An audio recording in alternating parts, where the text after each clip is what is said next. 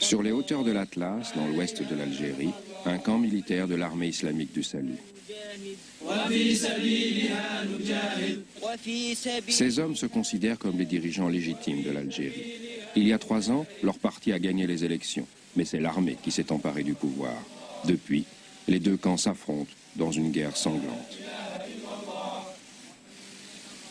Au moins 20 000 personnes ont péri. L'Algérie est en état de choc. Il y a 1 an, les militants islamistes ont prévenu les étrangers. Par semaine, ce sont 300 morts de plus, dont la plupart ne sont même pas recensés. Des 2 côtés, on recourt à l'intimidation et au meurtre pour atteindre ces fins. Beaucoup vivent cachés, allant d'un lieu sûr à l'autre. C'est une guerre menée dans l'ombre, une guerre où les policiers portent des cagoules et où on se méfie même de son propre frère. Un conflit jusqu'ici caché au monde extérieur.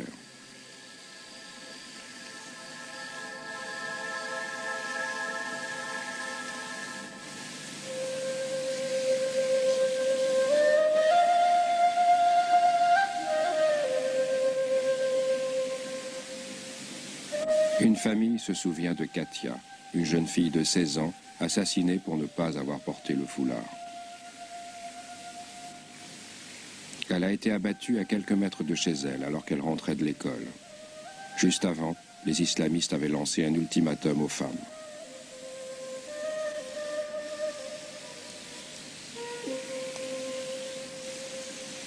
Le père de Katia avait tout d'abord souhaité qu'elle porte le foulard pour sa propre sécurité. Bien avant l'assassinat de Katia, on avait déjà appréhendé cette fatalité.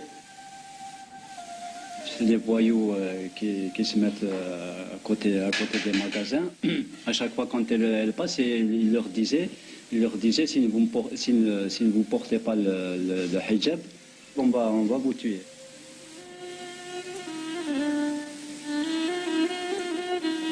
Finalement, la famille avait décidé de ne pas se soumettre aux intégristes et d'ignorer les menaces. Et on avait quelques-unes qui ne portaient pas le hijab. Elle n'était pas la seule. Mais elle était contre le hijab.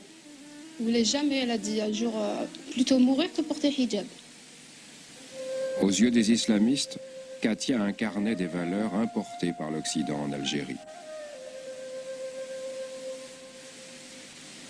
Beaucoup de ses camarades, entre autres celles qui étaient avec elle au moment de sa mort, s'étaient résignées à porter le voile.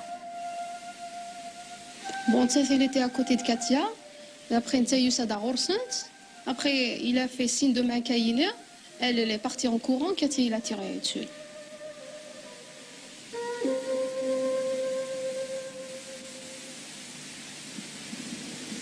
Un mois et demi, vous avez un mois et demi.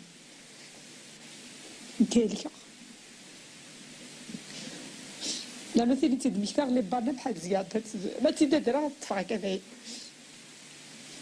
طولتا سرقوا ما تيدير لي بالي زكي عدات ماشي كاتي عدات زكي كذا.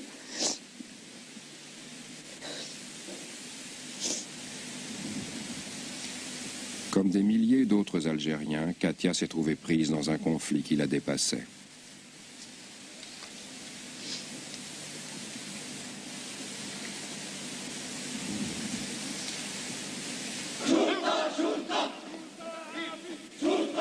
Une école de police à l'extérieur d'Alger.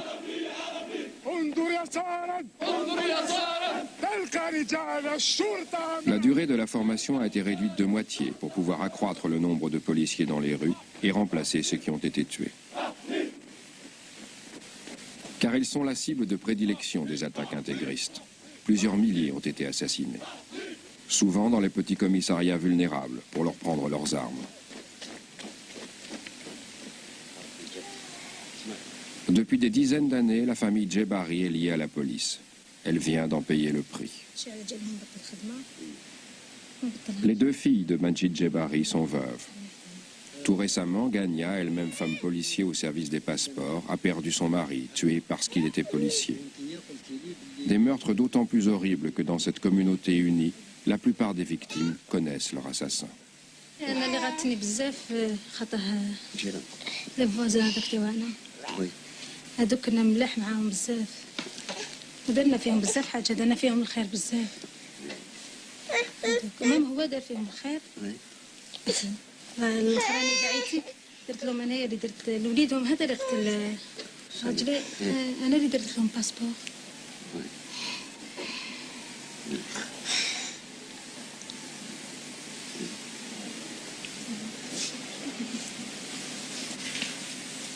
إلا فالي واحد حبيبه وي هو اللي سينيالي. سون فري امي سون فري امي كي لا سينيالي. سينيالي ومن بعد كانوا يسناو فيه ومنهم لو فوازان تانيت وي.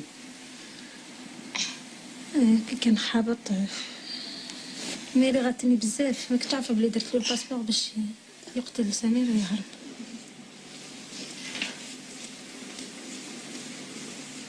Ils lui ont touché la main, ils lui ont dit bonjour, ils se sont assis carrément derrière lui. Au moment où le minibus allait démarrer, les deux ont sorti 2 pistolets, ils l'ont tiré à la tête. Ils l'ont tué à l'intérieur. Ils l'ont désarmé et jeté par la porte sur le trottoir. Djebari vit à l'extérieur d'Alger, près de la ville de Blida, un bastion des intégristes. C'est ici qu'a commencé la révolte islamiste. La plupart des gens n'osent pas s'opposer ouvertement aux intégristes, car ils croient toute protection impossible. La méfiance est générale, destructrice. L'ennemi est invisible. Là, quand à la rue, une fois qu'ils sont à la rue, ils sont livrés à eux-mêmes, marcher, regarder les gens, tourner, retourner, avec le doute que je suis suivi, que quelqu'un va me... On n'ose même pas dire bonjour à quelqu'un. Mais là, on ne connaît pas notre ami. Il peut être le voisin, il peut être le cousin, il peut être le frère, il peut être le gars du quartier, on est guetté de partout. Aujourd'hui, les journaux en français sont uniquement vendus par des crieurs de rue qui partent avant la tombée du jour. Les islamistes ont interdit aux magasins de les distribuer. Les cigarettes ont disparu des kiosques. Certains ont même préféré fermer plutôt que de se soumettre à une intimidation constante. Le peuple algérien est tellement traumatisé que, avec toutes ces tueries qu'il y a, ils se sentent comme si qu'ils sont sans sécurité. C'est pour cela que le terrorisme a pris de l'ampleur. Vous voyez que sous un ordre quelconque qui est donné dans n'importe quel quartier, où on interdit la vente des journaux, où on interdit aux gens de fumer, où on interdit la parabolique, tout le monde passe à l'exécution. L'Algérie est en flammes.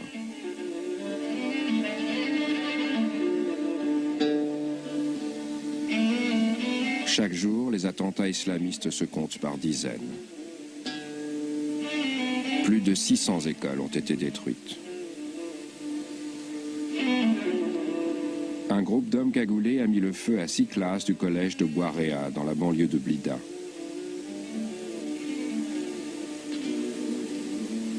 Et c'est sous protection militaire que les enfants qui restent vont à l'école.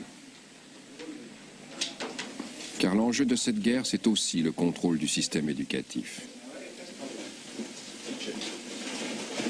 Les islamistes ont interdit l'enseignement du français, de la musique et de l'éducation physique pour les filles.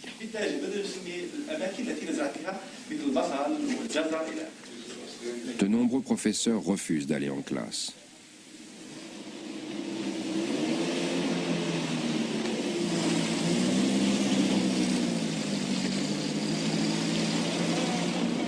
Dans des villes comme Blida, l'insurrection a fait entrer l'armée dans la vie quotidienne des Algériens.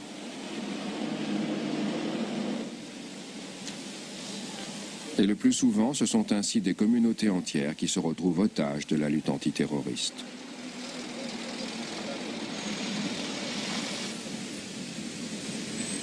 Il y a 3 ans, les chefs de l'armée ont ordonné aux forces de sécurité de détruire la guérilla islamique. Mais la société algérienne en a payé le prix fort. Toute protection juridique a disparu. Car les policiers qui craignent pour leur sécurité suspectent tout le monde. Cet homme était simplement immatriculé dans un autre département. Des dizaines de milliers de personnes ont été arrêtées en vertu de pouvoirs d'exception nécessaires selon le gouvernement devant l'ampleur de l'insurrection. Mais tout droit à la défense a disparu. Avec l'intensification de la violence, les tactiques des policiers et des islamistes se sont rejointes. People, they come to see us saying my son or my brother has been taken a week ago. We don't know where he is. We wait for 2 weeks, 3 weeks, sometimes a month, 2 months. And he is not brought before the court.